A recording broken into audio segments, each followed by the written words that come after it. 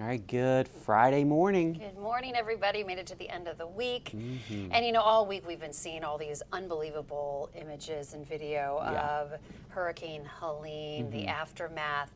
So look at this. This is a group of people in North Carolina, and they're in this home, and they're just stuck in there. Wow. Kind of clinging onto furniture and whatnot. But it's, clearly this is a one-story home. Like, what do you do? Where do you go? And look at the bedroom. You can see the mattress looks like it's floating. And I mean, it's almost chest deep there. It's hard to believe the water reached that height. It right? is. It really is. So, And I mean, and they're just like, the furniture's floating. yeah. I mean, I guess you just kind of stay there until rescue can come? I guess so, yeah. But it's See, just, yeah. The pets are also standing on top. Yeah, the poor cat there. I mean, look at Yeah. the cars are submerged. I mean, it is. Yeah.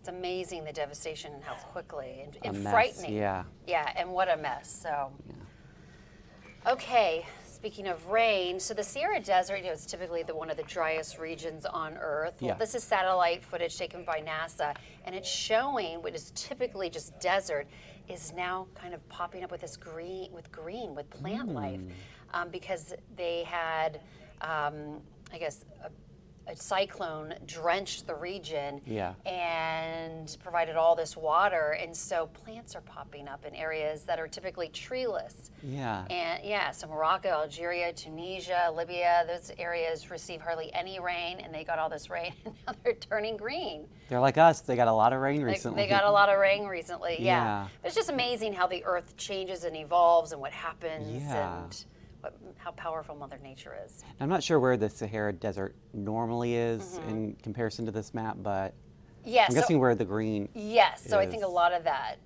area. Yeah. Yeah, so. Interesting. Yeah, so. And then take a look at this. This moose had to be rescued from, it got trapped under a pool cover in New Hampshire. And I mean, how do you, because they're heavy. I mean, they're huge, and they're dangerous. Just standing there. They're just trying to figure out how to get him out. Like, come on. How did he get stuck in there is, I guess, I the mean, question. really? So, okay, let's see. There we go. Yeah. He's made his way out, but just, that pool cover, I guess. Look how big it is. Yeah. I wonder if they knew what was under the pool cover. They're like, there's something under there. Something large And is they under look there. under and they're like, You'd be scared. yeah, I'd be a scared. moose. There he goes. Well, luckily that moose is doing okay. Yeah, he's fine. All right, thank you. Let's take a look at our local headlines on this Friday morning before you head out the door. A Charlottesville pilot and his wife flew donations to Hurricane Helene victims. They say there was an outpouring of support from here in the community. The couple dropped off basic necessities in Asheville, North Carolina, and returned with 22 cats here. They will eventually be in need of a home. Centera Martha Jefferson is using smartphones to keep a check on patients. The phones allow for real-time communication between teams, and we're told they take everything you'd normally find in a patient's room and puts them all on one screen. The goal here is to improve patient outcomes. The Virginia Film Festival is returning to Charlottesville for its 37th year. On Wednesday, the lineup was announced for the festival. It will feature award-winning films like Honora, Emilia Perez, and others. There will also be discussions with many of the filmmakers and actors. Tickets for the film festival go live October 11th, so mark down that date. And the City of Charlottesville free tree program is coming to the fall season. Charlottesville Utilities announced 100 free trees will now be up for grabs beginning this month. The program usually runs during the spring, but it will now be done twice annually. Applications are first come, first serve, and we're told they go pretty quickly, so they open on October 7th. Don't forget that. All right.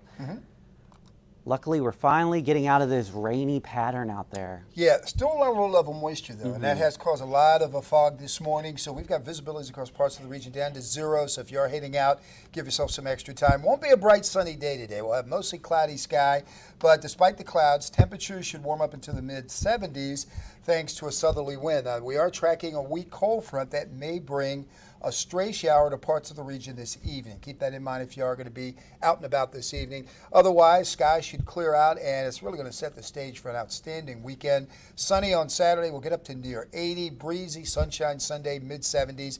Monday looking pretty good. Another weak cold front will come through, and that will start to cool temperatures down. As you can see, more fall-like weather expected. Below average temperatures Tuesday, Wednesday, Thursday, upper 60s, low 70s, and overnight lows, you'll really feel the difference in with temperatures in the mid to upper 40s. So some great sleeping weather next week. I know those of us who love fall are keeping our eye on next week. We see those temperatures and we're like, we're ready for this. Nice. All right, thank you, David. And thank you guys for joining us on The Morning Rush. We'll see you again, of course, on 29 News at noon. We're going to leave you this morning with a look at traffic. This is I-64 on Afton Mountain. As David said, we are experiencing some fog out there, so make sure you keep that into account when you are heading out this morning. Maybe give yourself a little extra time and keep an eye out for those children who are crossing the road on their way to school this morning. I hope you guys have a great Friday and a great weekend, and you can always catch us live on 29news.com.